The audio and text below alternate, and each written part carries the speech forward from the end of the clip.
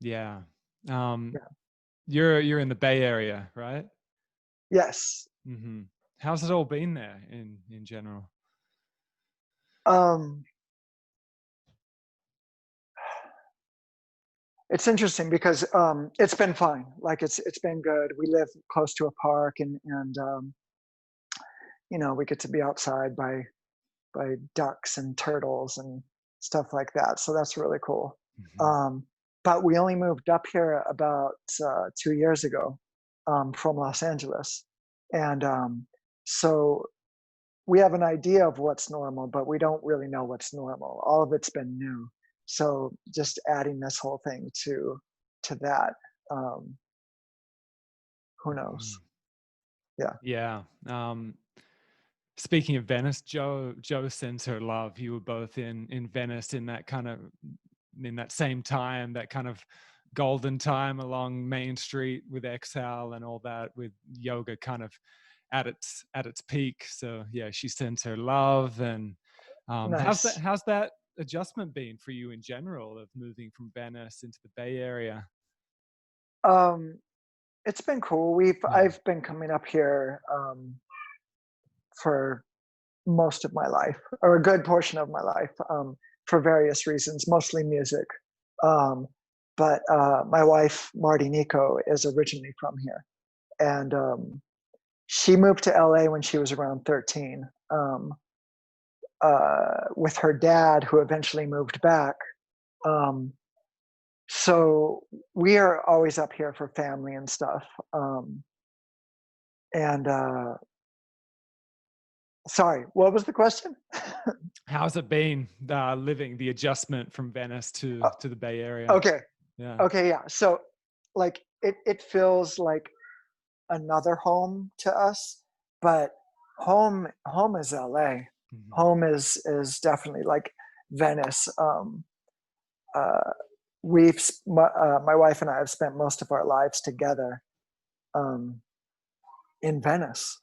Um, we love LA. It's great. It's just we wanted a new experience. Mhm. Um, and I mean, there's various reasons, but yeah, we're getting a taste of something new, Beautiful. and so far it's good. We'll see. We know that it doesn't have to be forever. So yeah, we're in it. Cool. Well, Drez, Yeah.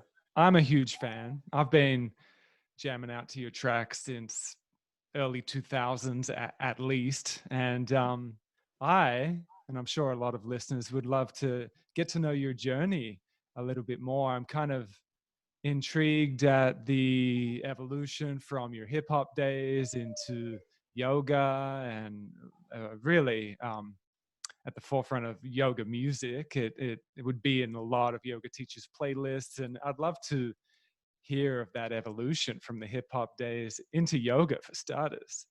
Yeah, yeah.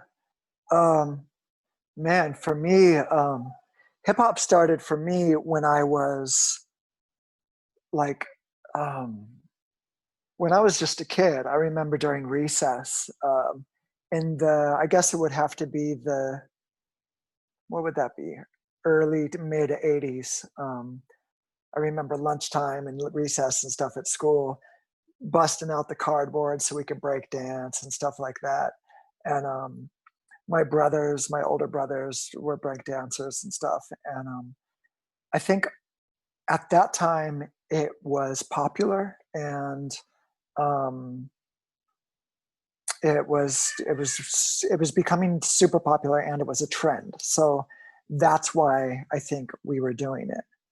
There was, for me personally, a love for the music, but the depths of what that was going to mean didn't really hit me until probably around 1988 or 89. And uh, the years from 89 to 2003, I'm sorry, 89 to 93 are considered like the golden era of hip hop. And it's that time when I started DJing. I want to say the first club I DJ'd was 1993, which means I probably started DJing house parties and stuff around 92 or maybe 91. I was definitely making mixtapes, and just various things. Like before even that, like I stepped away from dancing, like the breakdancing thing for a while, and skateboarding was my life. And then just hip hop just took me over. And I'd say really 1989. And being a dancer, listening to the music, I used to listen to mixtapes and practice dancing and stuff. And I wasn't always happy with everything on the tape. So I wanted to make my own. And then I went to a party, and then I went to like a concert. I remember seeing like EPMD and Queen Latifah. Sorry, my baby's crying in the background. Don't worry about that. Feel free to go get her if you want. Oh no, my wife got her. I'm used to that. We got a little 2-year-old girl as well. So. Oh yeah. Oh man, we have a 15-year-old and a 2-year-old. Yeah. She's actually almost 3, but she just hit her. She hit her head really hard. Is she okay? She's okay. Mm-hmm. Anyway, these various things made me want to DJ. I wanted to make my own tapes and all that. Next thing you know, I'm DJing clubs in '93. Next thing you know, by 2005, I'm starting to do shows with I would say by 2004, I'm already like doing, I'm sorry, I'm getting it all mixed up. Yeah, all good. 1994 and 3, man. It's interesting because like this question brings up so much. Go deep, man. Go deep. This is great. Yeah, it's so much. It's so much, and it's years of it. Like really, like I know everybody I know because of music and because of hip hop specifically. My kids included. They exist because of music, and so I'm gonna try shorten the long story just by saying that I ended up DJing with a lot of different hip hop groups, and that's what I did for many, many years. And by 1998, 99, I was really heavily touring the US extensively. Like I've been to all the states however many times, most of them, and the world included. Traveling to whatever, Japan and Europe and whatever, Canada, North America, Mexico, all over the place. And then just not Australia. You know what's a trip? There was every time there was an Australia invite, something else happened or something else was booked or a couple things fell through, but it's a big trip. It's a tricky one to incorporate. It is, and with that being said, it just never lined up. Mm-hmm. Like I have a friend, his name is Abstract Rude, who did quite well in Australia with a group. I want to say they were called the Resin Dogs or something like that, and they were really big back then. And yeah, anyway, there's also this girl named Maya Jupiter, who's a friend of mine from Australia, who ended up. She was like a host ended up being like a host on MTV. And then years later married another friend of mine named Zaire Black, which he got really big. And he's an MC and a singer. And anyway, so I have a connection to Australia, just haven't been there yet. Yeah. I've been to New Zealand. It's beautiful. But and throughout all this, I'm have always been, I've been a spiritual just person since I was a kid. And so I've just, throughout all the years, I've been very conscious of the inner and the outer world.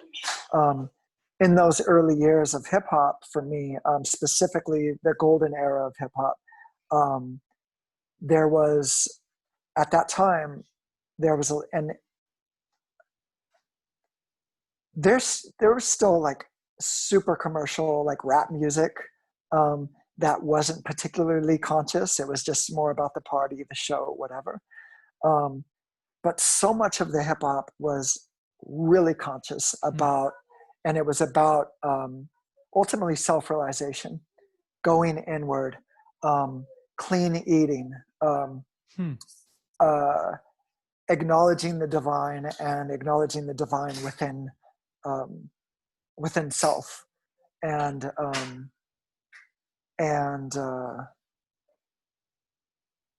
that was a big deal to me, a really big deal to me. Some of the first times I heard yoga being brought up was in hip hop back then. Right. Yeah, that's a bit of a surprise to me, huh? Oh yeah. Oh yeah. It's real, because back then it was less of a trend, and there was a lot of talk about looking to the East, looking to Africa. Some of the main influences were the 5% Nation, Islam, Rastafari, all these things saying, look to the East, look to Africa, and look within. And that stuff really stuck. Like, hip hop is what opened me up to, it opened me up to reggae music. It opened me up to Indian music, and then some. But going into the depths of old soul and jazz and Afrobeat, all these things. Because hip hop samples from everywhere, it's like, it teaches you about music, if you're open to that. So, I mean, the first Indian music I was listening to, it was because of hip hop. It's like, where did that come from? Where's that sample? Right. When I figured out, oh, they're making records out of records. That was like a big deal to me. I was like, okay, I want to find where this music came from. And that just took me down the hole of music from India and Brazil and again, yeah, Africa and reggae and just all these things. And so, and for me, it is all part of the spiritual experience, and sound and knowledge and wisdom and understanding, all these things. And so Rastafari, that lifestyle is what grabbed me the most at that time. And that's what I strictly identified with for many years. And I had long, big locks that were down to my knees. And it was a very serious vow for me. So serious to the point of taking myself too serious and becoming a bit rigid.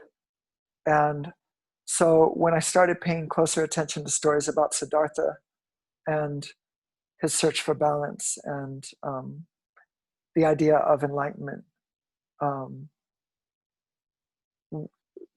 it was a really big deal to me.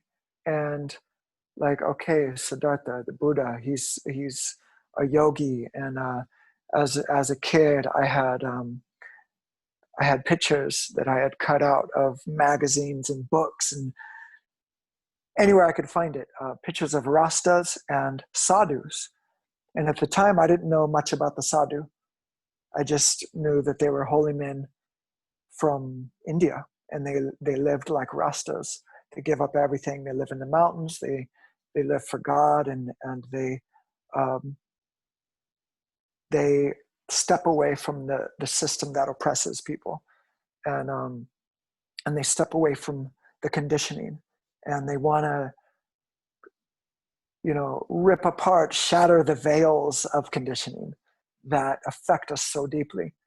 And So all that just leading up, and then Siddhartha and the Buddha, these stories start opening me up to yoga and what is yoga.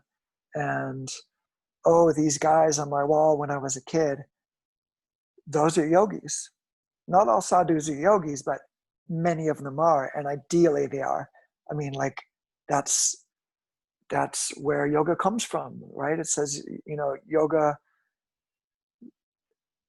It said that Lord Shiva is the creator of yoga. So these guys are many of them are followers of Shiva, and growing their locks and meditating is just like, okay, so paying attention, like Siddhartha, these yogis, how to balance out my own vows that I've made, and taking myself too serious, and like, what is the path for me? And the path it ended up being yoga. I didn't know that it was going to be. And so there's a story that I tell often because it was a really big deal to me. And it was when Siddhartha was on his path, searching for balance. He was on the side of a river at the time. He had long locks and was eating like 1 grain of rice a day. He hears a teacher and student going by in a boat, and the teacher teaching a stringed instrument. And the teacher said to the student, if the strings are too loose, the instrument won't play. And if the strings are too tight, then they'll break. And when Siddhartha heard this, he stood up, he got in the river, he had a meal. He realized that his path at that time had served him, but it wasn't ultimately where he was going. The middle way. Yeah. So that, along with conversations of a Rasta elder friend of mine, I realized, okay, I have an understanding of the vow and the importance, and I could give myself a break. I started to cut my locks, and I separated them. They were really big also. And I started practicing asana.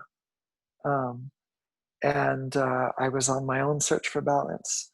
And not only that, but keep in mind, like, I'm still touring with hip hop groups and bands and stuff. And these are good guys. With that being said, there's some craziness going on, and just being up all the time, being on tour buses and vans and different club every night, and all the temptations, some good, some not so good, and then all the just like substances and all kinds of shit around me, where it's just like how to balance all of that out, how to be in that. And already I was in that without taking part, and I wasn't taking part just based off of who I am, not any judgment for them, but it just wasn't me. And I mean, that's amazing. So that's an amazing discipline, really, being immersed in both, like, because even just the skateboarding thing alone, a lot of drugs and partying tends to be intertwined with that. I know it was for me. I'm deep into my skateboarding as well. And cool. what went hand in hand with it, especially as a teenager, was a kind of a self-destruction as well, in a way. And I mean, we would really fuck ourselves up big time in a lot of ways. And my first awakening was nearly killing myself from drugs, and that had me then go, nah, time to seek more balance. But first I pushed it in that way too far. So it's incredible to hear the skateboarding, the Rasta influences, which ganja tends to come into it. Yoga, I mean, so many yogis I meet, the initial kind of opening of the path was from trying to recover from some kind of addiction or some Yep. kind of drug exploration. And then of course the hip hop and the music. So it's quite incredible. How have you even had a drink or marijuana I've yet, or still not? it's interesting because I still have never. I've never had a beer. Wow. I've never. I've like. I'm not up to. I'm not. It's not like a uptight thing to where I won't even like. Where I'm like, oh, you're wrong and whatever. Sure. Any judgment or anything. Like I've sipped champagne at a wedding Yeah. or whatever, or Just don't dig it. But I'm just. It doesn't appeal to me at It's so all. cool. It's amazing. With that being, and I've never smoked anything ever. And with that being said, I always said I never say never about ganja specifically, because my understanding is that it is a very important plant, and very useful. And the issue is the abuse, and the other issue is that smoke attacks your lungs. I know in some situations, like there could be situations, whatever, that there may be a benefit. I always said if I was going to partake in ganja, I would eat it Mhm. or something. And with that said, over the last couple of years, I've tried some tinctures and whatnot, um, and gotten a little idea of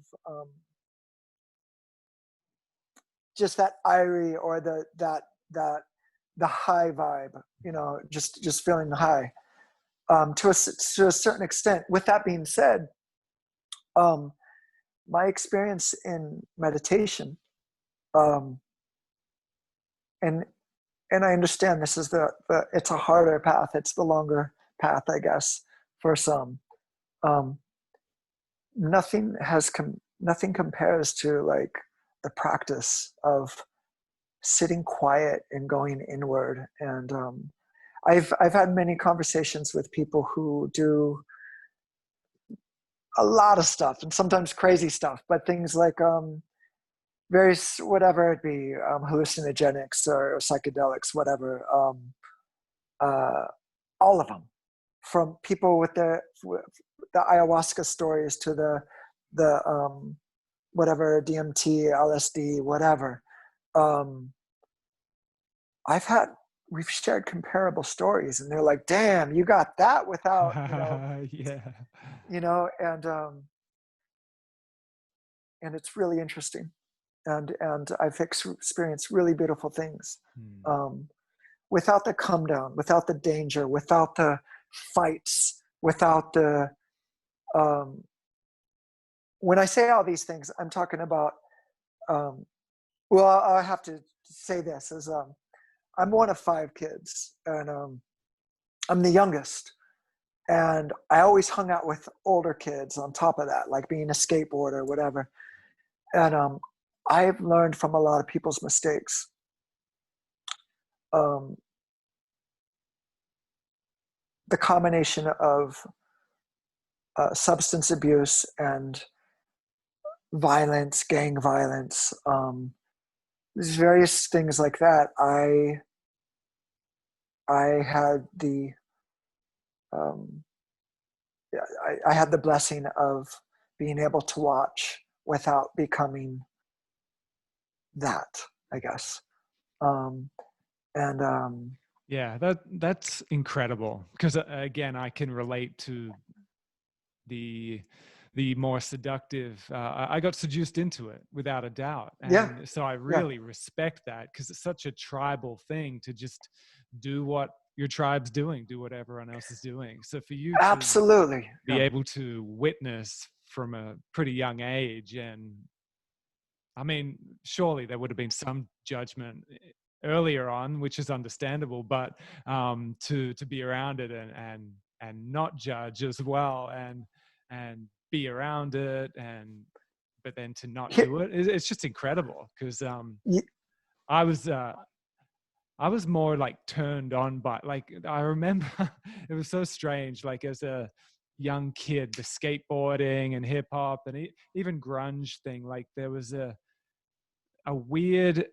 appeal to that rebellious drug taking, just screwing yourself up. Like weirdly, at that young age, something about it was seductive, and Yeah. I literally was excited to just dive into it, Hmm. which Hmm. is crazy to reflect on. And I'm Yeah. so glad I woke up out of it, and was able to shake it loose from my life, because a lot of people around me didn't, and some even died from it. And I could have easily just kept going with it, but somehow I had a beautiful experience with it and didn't need it anymore, you know? So Yeah. Nice. again, just Yeah. really in awe of your ability to witness it all going on and not get seduced into it, huh? It's amazing. Yeah. I mean, um, it obviously was interesting. Like it was cool to see, um, it's cool to see people let go, and especially in a positive way. Mhm. Um, but to see, definitely people do it with skateboarding or things on stage, or like creatively, you wonder like, is that related to a substance, or what? Like, you know, like Right. there's definitely like curiosity. And with that being said, um, it didn't feel worth it because of the people who I saw, who the people who died, um, or the fights, or the people who ended up in jail, or just simply just fucking themselves up. I mean, I sat with friends and older siblings at times when they're like, "Hey, I just took this or that. My heart is beating out of my chest. I think I have to go to the hospital, but I'm scared." And I'm a young kid holding space for that, just Mhm. being like, "Damn, I hope they don't die." And and not only that, but watch people become monsters. Specifically, specifically alcohol. Yeah. Alcohol. People really becoming monsters, and it's just like, I don't want to be around that. Mhm. Not only that, but all the stuff and like, um, you know, raves. Raves started in LA, in downtown LA, and I was there for all that. I was DJing that shit, and you know, watching kids laying in their throw up while their other friend is over them with their light sticks, and like, it was weird. It was crazy and weird, and I just was I got to learn from it. Um, the other side is this: is to come from uh, my culture, my where I was coming from spiritually. Like ganja is a sacrament, um, and to see the way some younger people, or just certain people, like arguing about it, using it to party, mixing it up with other things. It just was like, it, when I do it, if I ever do it, when I do it, it's going to be in the right setting, and it's going to be understood, and it's going to be a spiritual experience, Yeah, because that's that's who I am. Um, so um, there are all these things. The other thing was just fear, straight Mhm. up fear. Like, I want to say like, yeah, being smart and strong is all of it, but it's not true. Part of it was fear. It's just like, I don't want to love it. I don't want to love it. I don't want to become attached to it. I know too many people who need like ganja or something else specifically to record or something like that, and I don't want to be stuck on something like that. I want to have something that I could self-produce, like breathing, you know, or you know, meditation, something like that. Um, Not to take it, you know, I used to say this sometimes, and I think I got it from Ram Dass, um, but like substances are they're cheap, they're a shortcut.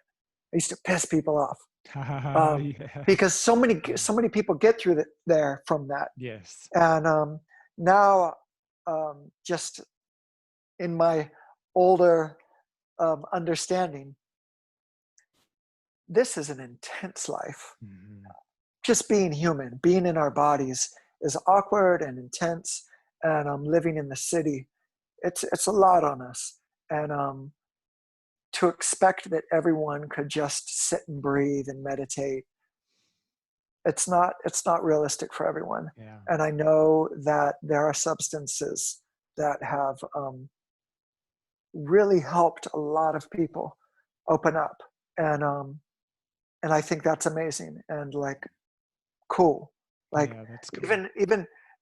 even the stories of Lord Shiva, and many of the yogis smoke ganja. Term ganja comes from the Ganges, Mm-hmm. you know. So it was interesting. It's interesting for me to go from one culture, and I still acknowledge Rasta, but to go from one culture to being a yogi, it's very similar. Mm. And ganja is still a sacrament, and for many sadhus. Um, and but the other thing that is just a fact is that it's also an escape. And I understand escaping sometimes, sure, but I know people who live in it and who need it. And uh, I like being awake, man. I like being awake. Yeah. And I also love mind travel. Like I also love going into all the beautiful and strange, I don't know, I guess you'd say psychedelic experiences from yoga, from love, from sex, from music, sound, um, lighting, sleep deprivation. I mean, there's so much that affect us, and that create that trigger chemicals, I guess, in our bodies. And I've really gotten to explore them clearly, I guess. I think. Yeah. Yeah, Yeah. that's really cool. I mean, that's the goal anyway for any seeker that their path is with psychedelics. I mean, Ram Dass did talk about that a lot, of his earlier days of going deep, deep, deep with LSD, and then that eventually taking him up into the Himalayas and taking the Mm-hmm. LSD to Maharaji.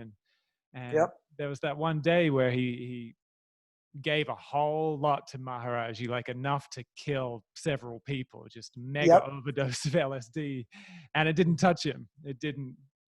He wasn't affected, which was the first mind blow for Ram Dass in that new chapter. And then he tried it again, still nothing.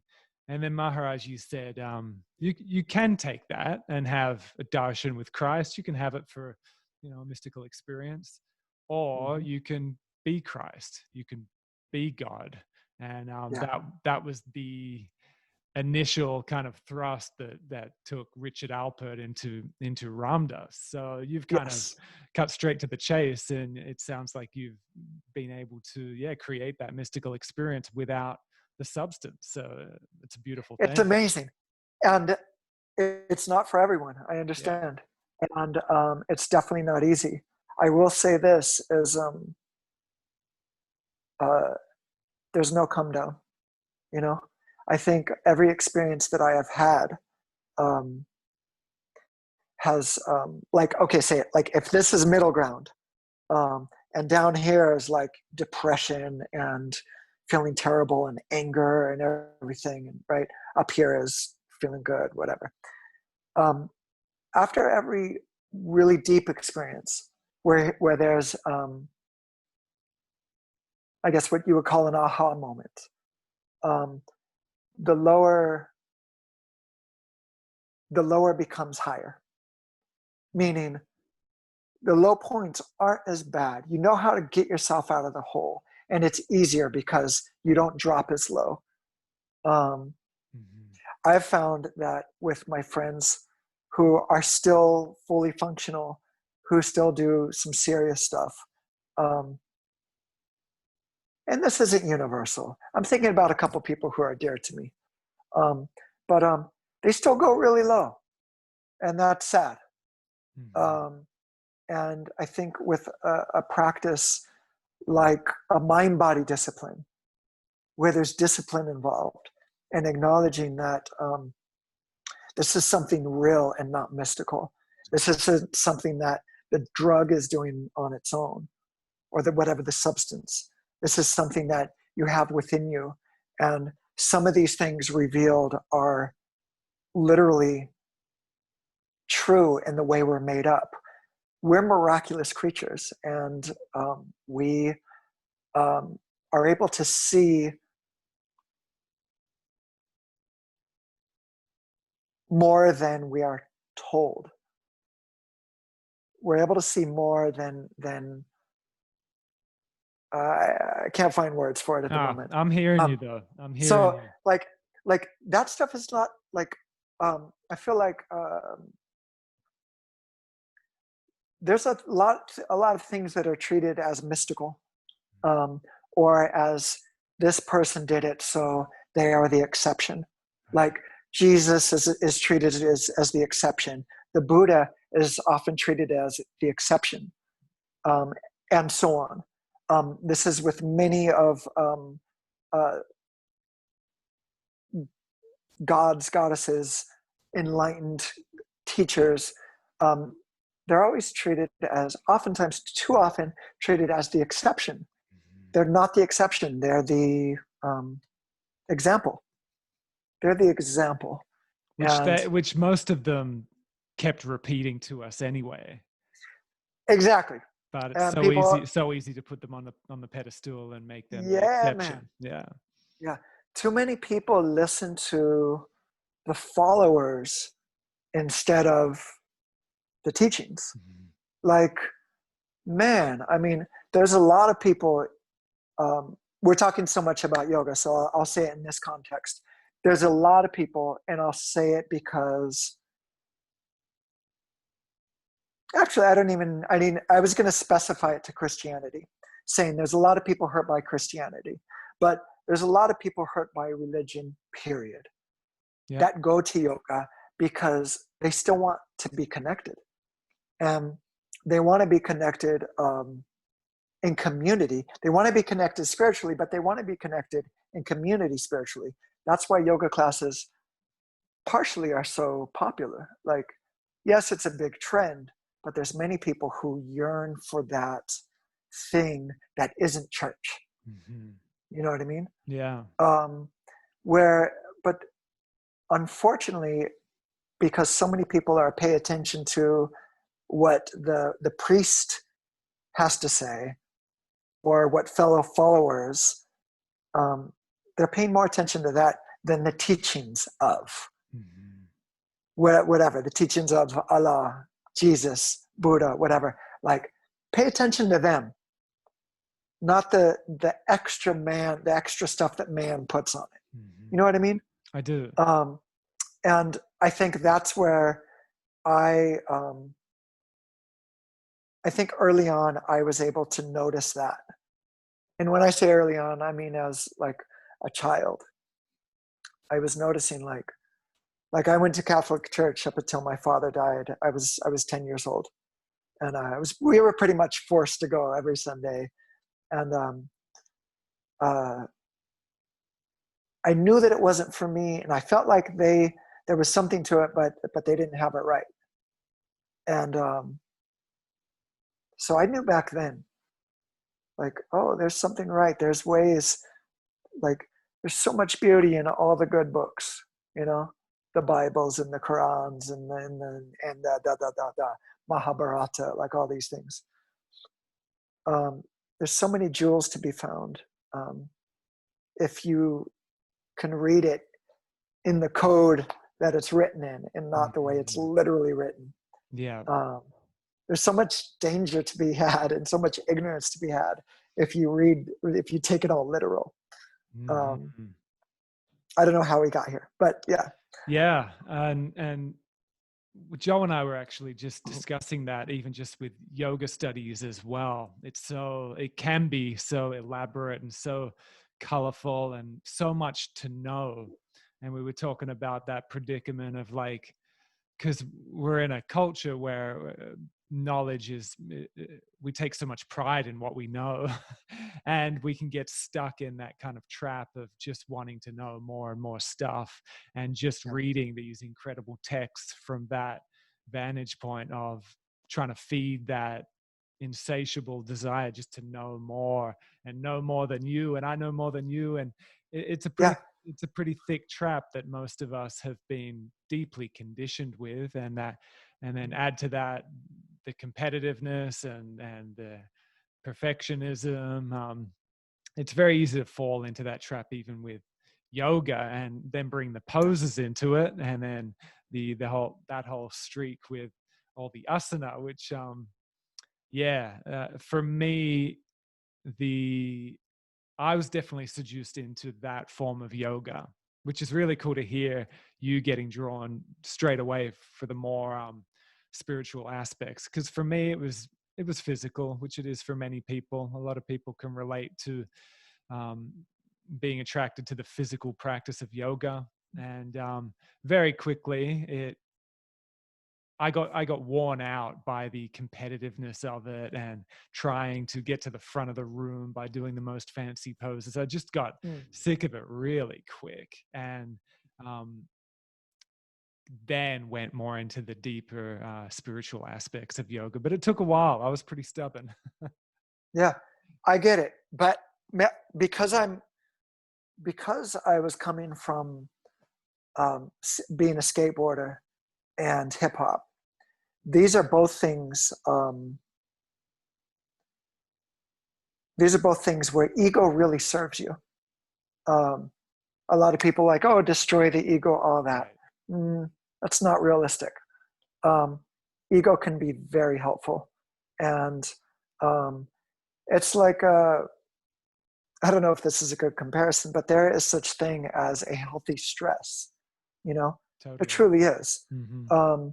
I think there's such thing as having a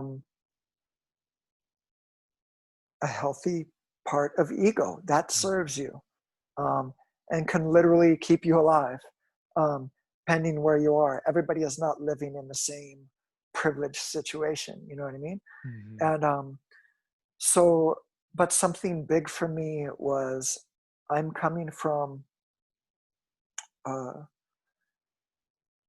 DJing with the guys that I DJ with and on tour and all that. There has to be a lot of ego. It's actually needed. And then skateboarding, being able to get up and brush it off, and being around, being a skateboarder, you're somebody who, like, I've never been someone who fights with people a lot. I keep it pretty chill and balanced and universal, but I know what it's like to fight with concrete. Yeah. You know what I mean? Yeah. And in a very real way. And I've never heard it put that way. That's really cool. It's a trip. It's a trip. So again, ego. And so I'm like, okay, I need to balance this shit out. And so when I went into yoga, I was like, I'm not going to trip off of anything that I've heard people say. Oh man, you're going to go in there, man. It's just going to be all girls who could do shit you can't do, and this and that, and whatever. And then I started hearing things. Man, I see what you're doing, and man, like, there's the stuff. I mean, it's interesting. Mm-hmm. Like, there could be whatever, a 60, 65-year-old man or woman next to me with a much more advanced practice than I. And I went in there and I saw that, and I was only inspired. I know some people, to this day, I still have friends who are like, man, I'd be embarrassed going there, man. I can't even touch my toes, whatever, this, that. And I'm just like, no, like, use that as inspiration. Like, when with practice brings progress. And like, this is why you go. You don't go because you could do it. You go so that then you can do it. Mm-hmm. And ultimately, so, like, you want to be able to, like, move and groove and, you know, wipe your own butt when you're, the day you die, hopefully. Yeah, That's possible. You know what I mean? I You don't do. want to be laid up in a bed or whatever. Mm-hmm. And yoga or a mind-body discipline could be something that helps with that. Um, all that to be said, sometimes I go off. No, I'm loving it. Keep going. Um, uh, what made me think of this is just that when I started, started to practice yoga. Um, I really went in with a student's mindset, and I was there to learn. And because I was there to learn, and because it was actually too expensive for me at the time, I was there to learn, and it was too expensive. So I was finding like the studios that have a month for whatever, $30, or 2 weeks for $15 or whatever, stuff like that. And then I would go and I would practice what I learned. I was treating it like school. I wasn't treating it as this is what I do when I'm there and I'm not going to remember it. I was going to learn. And then, so what I would, in the earlier days of the practice for me, I would go for a month or a couple months to yoga studios. And then I wouldn't really go to yoga studios for another, whatever it was, a month, a couple months, a couple weeks. I would only practice at home or in parks because I would want to practice and learn like what, you know, and then I would go back and brush up. Oh, I was doing that wrong. Or, oh, I'm on the right track with that. Now I could go a step further. I was also trying to be safe because the amount of injuries that I have had from skateboarding specifically and dancing, but like knee stuff, broken neck, spinal things.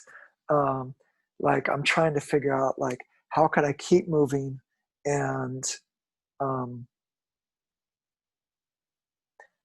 could I keep moving, have it be spiritual, have it be one of the things for me, why I chose yoga, it was definitely through asana. Like I am a hatha yogi, like to begin with, like that's what opened the door.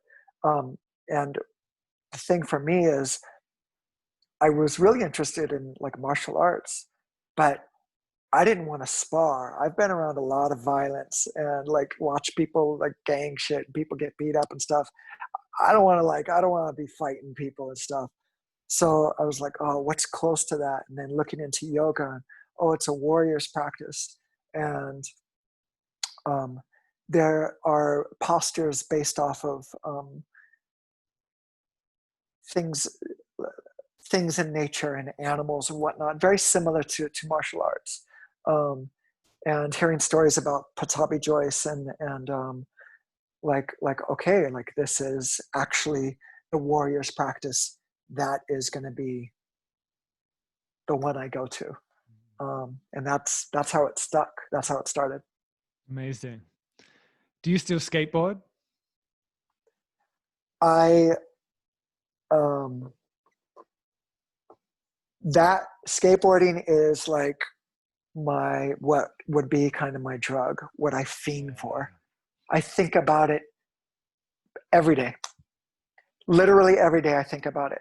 If I hear it, a skateboard in the distance, I could feel it. I could feel it hitting the cracks on the sidewalk. I could feel it in my body. With that being said, so I skateboarded for almost my whole life leading up to a knee injury. So I was skateboarding really serious from the age of probably my most serious years for probably from the age of probably 9 till 15, probably 15 or 16. So a good chunk. And that was like serious. But when I was 15, I broke my neck. And it was right at the end of 8th grade. I was thinking it was like the first or second week of summer vacation. I was skating a half pipe. Long story short, I broke my neck. and before the neck, I ended up, it broke in 2 places, and I had the neck brace on for it's a long time, 6, 7, 8 months, something like that. Remember starting high school with a neck brace on. And actually, I didn't go to PE because I had a broken neck, and I went to the library instead, and that's where I was looking in all these books and learning about going further into Rastafari, Haile Selassie, looking into the history of Ethiopia, and I was also finding India at the same time, and these, and so I kept skateboarding with the neck brace. I was actually later on, still with the neck brace, near the end, I was actually in contests. I started, at the time there was, it still exists, freestyling. It's slight, at that time it was a slightly thinner board, and it's where all the flip tricks came from. Kick flips, 360 kick flips, all these things. It eventually became part of street skating, but I got really deep into freestyling during that time, and I have a first place trophy somewhere from where I was wearing my neck brace and got this. I was competitive also. It was a trip.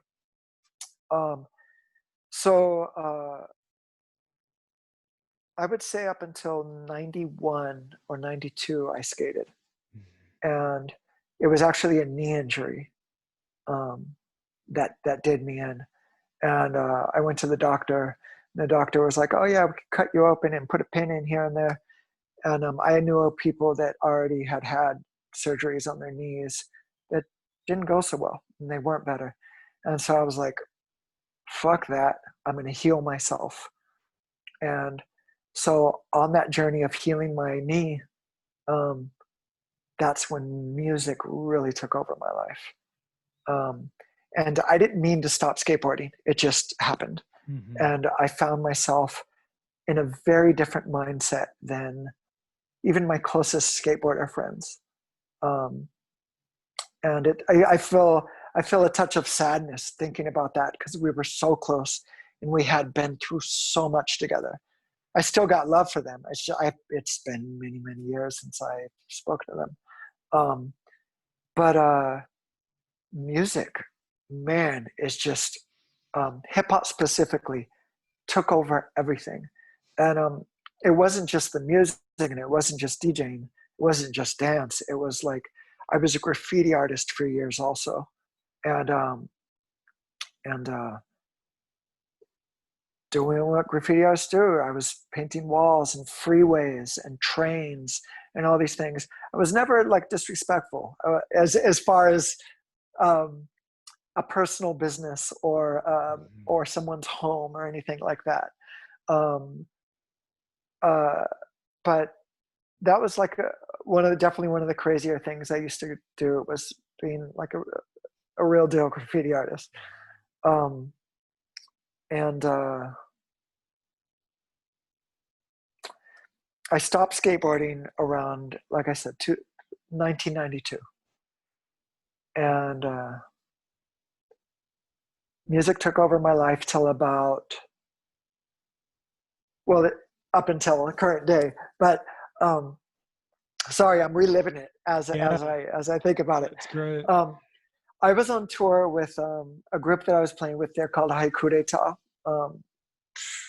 Amazing guys. I think it was a Haiku d'Etat.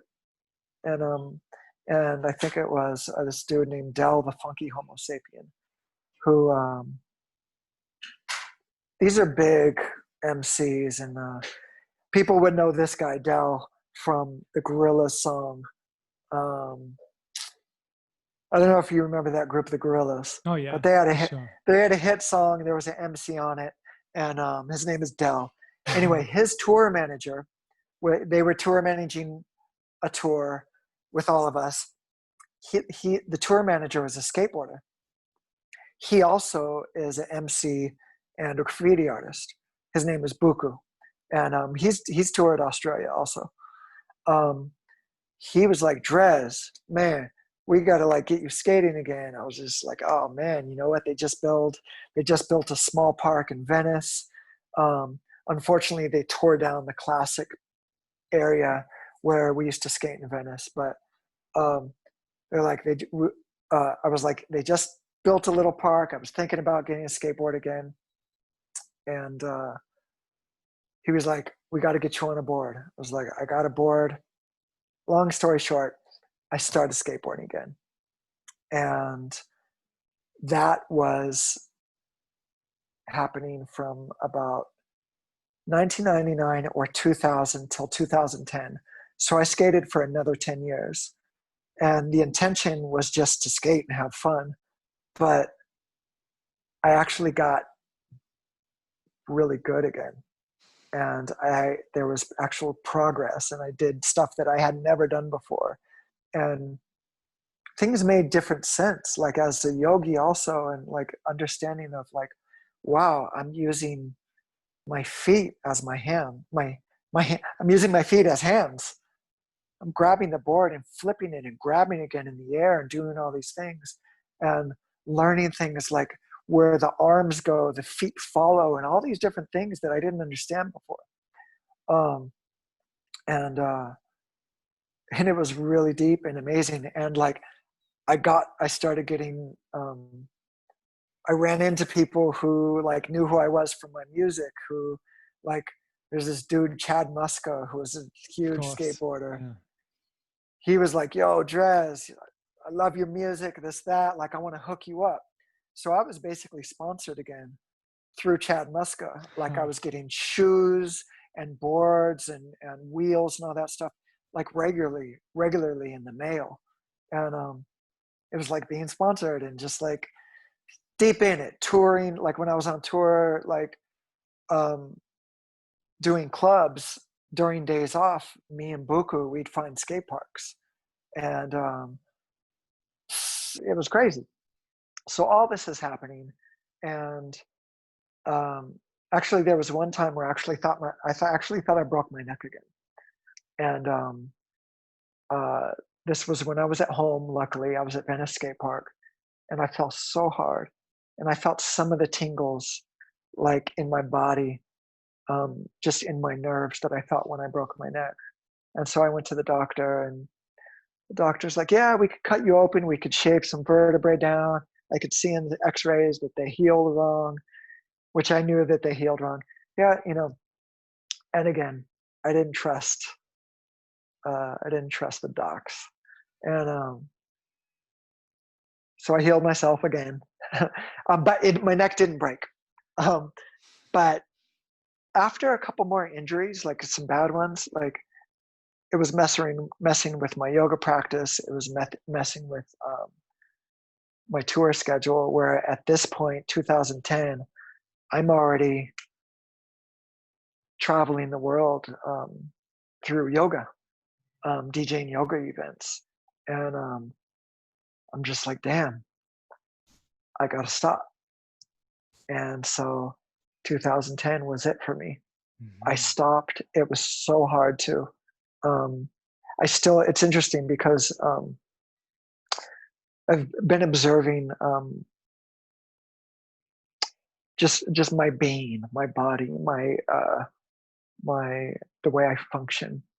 And I know that I still have like an anger in my body from not skateboarding, which it's really interesting. Have you tried like just like cruising, or you just got to give it your all when you do it? I'm not that guy, man. Yeah. I'm not into longboards and stuff like that. I'm into like functional fun. If there's something in my way, I want to ollie it. Yeah. I don't want to pick up and go around it or whatever, you know. With that being said,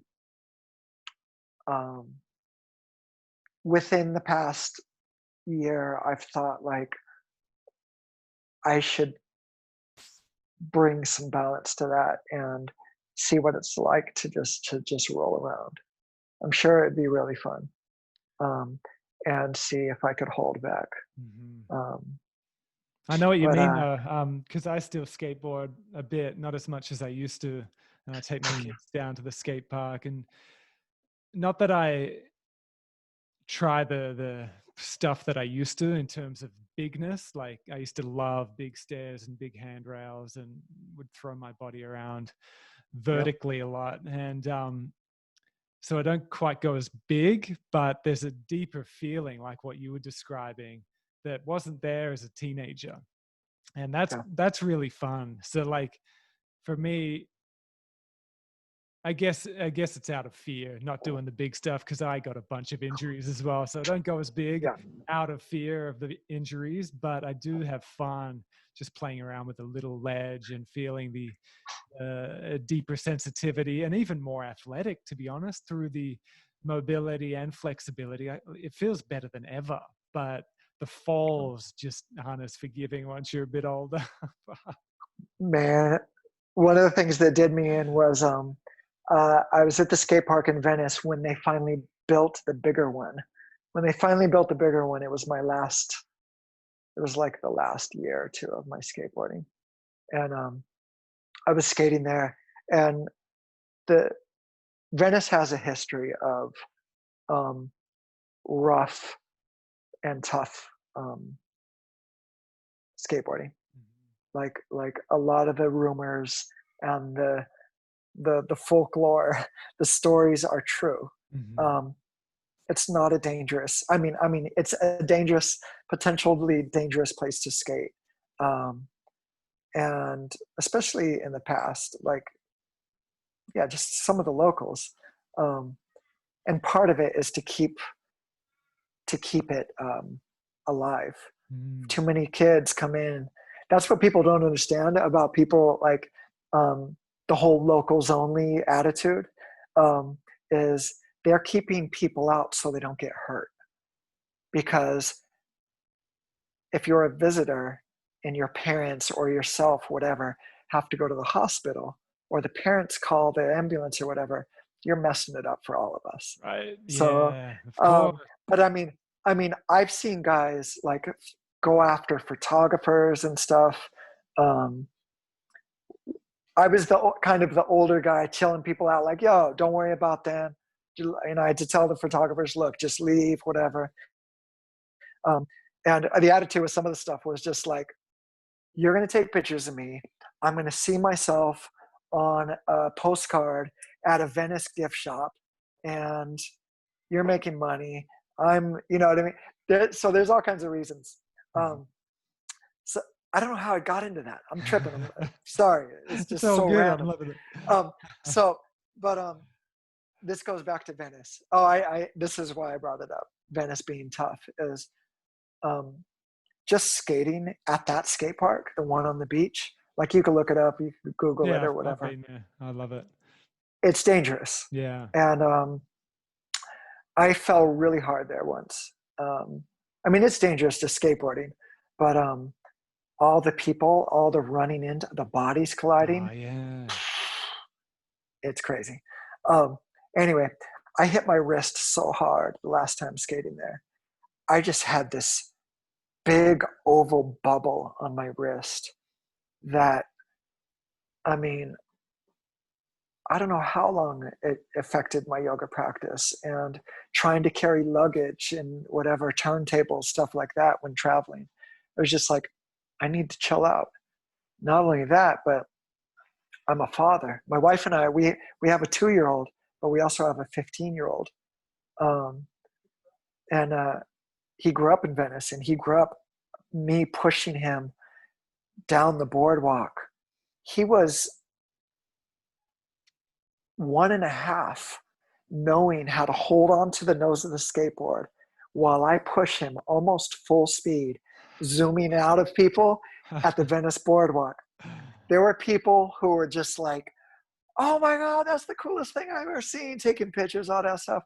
And there were people terrified. What are you do- what are you doing with that baby? You know, like it was funny, man. Um, Oh, that's but great. yeah, my history in Venice is pretty deep. We Mm. we do miss it. Um, yeah. It's an amazing place. I mean, one of the most colorful places in the world. It's full on, but beautiful. I love it. I've got a deep connection to Venice through Joe, through like, we've kept that connection going. We get there. It's like home away from home for me, for us. We Yeah. get there a few times a year, and I love it. I've fallen in love with it big time. At first, it scared the shit out of me, to be honest. Like, I remember the first trip I did there, just the big trip from Australia. I was jet lagged and groggy, and I was staying at just a shit place, a really gnarly place, and Yeah. went out trying to find some food. And just the vibe was confronting in the state that I was in. It was confronting It's, and dirty. it, And, yeah, it but could be then a really sketchy, I fell in or love go with on. it. I love it so much. Yeah. Yeah. It could be a really sketchy place, especially in the late 80s and early 90s. I mean, it was dangerous. I've seen crazy stuff there. The gang stuff, the drug stuff, um, the two extremes, the beauty, the sadness of the homelessness. I mean, it's an extreme place, and it's birthed so much. I mean, my wife and I, when we first moved in together, it was in the Morrison apartments, classic Venice apartments where Jim Morrison used to live. And I mean, we used to look out the window and there's the ocean. And I used to go out and paint on the walls and skateboard and do everything. Like, that was like my city. But not only that, is like, that's where I first started practicing yoga. First yoga class I ever DJ'd was at Sacred Movement in Venice, which later became Exhale, and now it's gone. But so much yoga history comes from that studio and that part of LA. It's crazy. I mean, for a long time, I mean, you could still consider it probably one of the like meccas of yoga in the West. I mean, Exhale alone, the amount of well-known kind of superstar yoga teachers that came out of there. There's so many of them, and not only that, but like some of the first yoga and music, yoga with live music, things like that.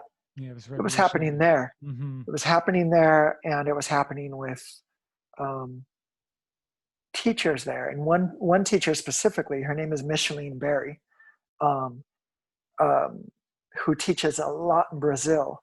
I mean, she was a big part of that, and a big part of my extensive experience in the early years DJing yoga classes. I played there with her so much. Like, it was just like, it was a regular thing.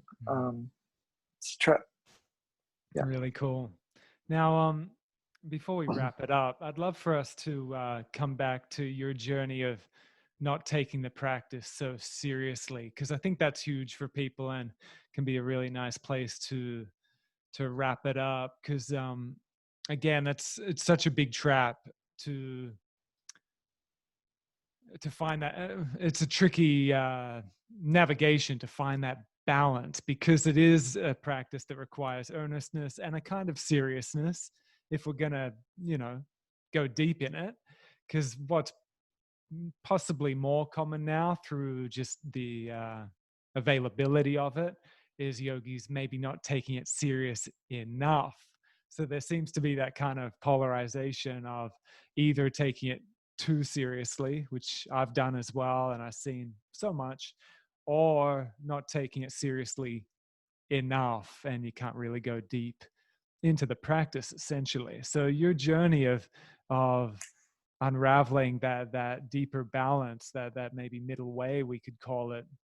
You use the analogy of Buddha and the instrument, the string not being too tight or too loose. I'd just love to further tease that apart of your experience of finding a deeper balance in the practice.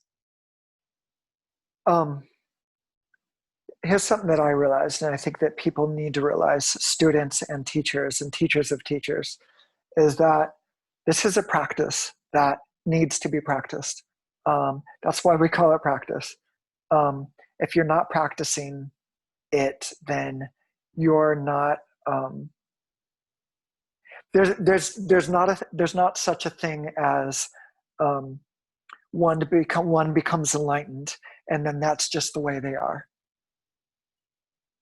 The enlightened one, and even the one who is searching and has attained things to the point where they can be the teacher of teachers, someone that who is truly a guru and has the right, the sweetness, the honor of being a guru, someone looked at like that, they are still practicing. You know what I mean?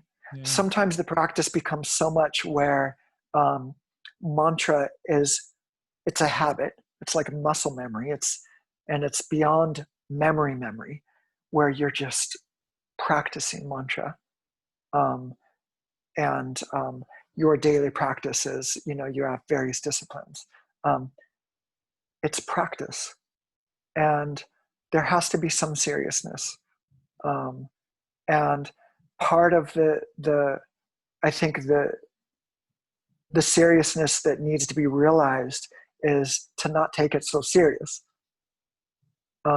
Like there's a way to do this with ease and to do this without judgment on others and yourself. And a big issue that I have is people who dumb down the practice. Of course, that's going to be done from observers. Of course, it's going to be done through the media. It's going to be done in commercials and all that stuff. It's going to be completely dumbed down and is regularly. Here's the issue. The big issue is that it's regularly dumbed down by people from within the practice. It's one thing for if we mess around amongst yogis and someone who is serious to say something funny. Whatever, I'm making this up. The things people say with namaste at home, or whatever. But you don't have to make a shirt. You know what I mean? You don't have to make it your website, and definitely don't say things like namaste bitches and stuff like that. That is just so disrespectful to such a beautiful, humbling thing. It is also a very simple thing to say. In Rasta, there's something that we say, it's I and I. I and I, you hear that a lot, I and I. I and I could be talking about you and me. I could be talking about the God that's outside of me, that I acknowledge, that everything, that is I and I. I and I. Ultimately, there's no you and no me. Namaste is the same way. When I originally had it broken down to me, namaste means I am not me. It's a very humble thing to say. And the light in me and the light in you, people have all kinds of beautiful things to say. Why dumb it down? And that's just namaste.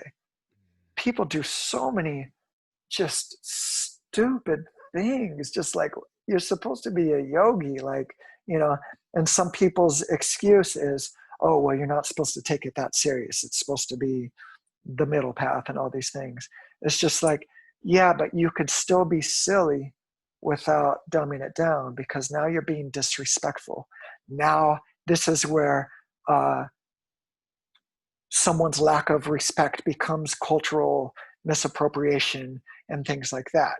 And all the things that are talked about, and even cultural misappropriation and spiritual bypassing, things like that, even that is even to the point of not being talked about correctly. People dumb things down and people overuse things to the point where it devalues the meaning. Like, don't devalue the word love. Don't devalue the word God. Like it is already for a lot of people. Yoga, the practice, going to yoga, like people are devaluing and dumbing down way too much from within the culture that they supposedly love.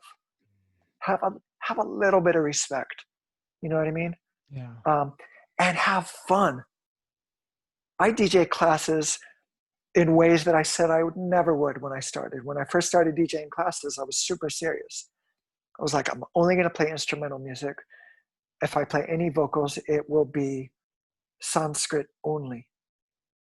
That's how I started out. And then I realized, oh no, there's like a way to balance this. It's okay to have fun. It's okay to laugh in yoga. It's okay to bounce whatever. Bounce your booty in yoga, whatever. Like if you bring it back, like balance it out. And I'm not saying be an asshole. I'm not saying be reckless. I'm not saying be damaging. I'm saying be inclusive. I'm saying have fun. Just try not to be stupid and disrespectful. Like it's a big deal for so many people. The other thing is this, and we're far past this conversation the way we started, but the issue, the thing of people bringing substances into yoga, and every other yoga treat is involving a substance. I think people need to look at that and need to be really responsible. And I think a lot of people who are coming from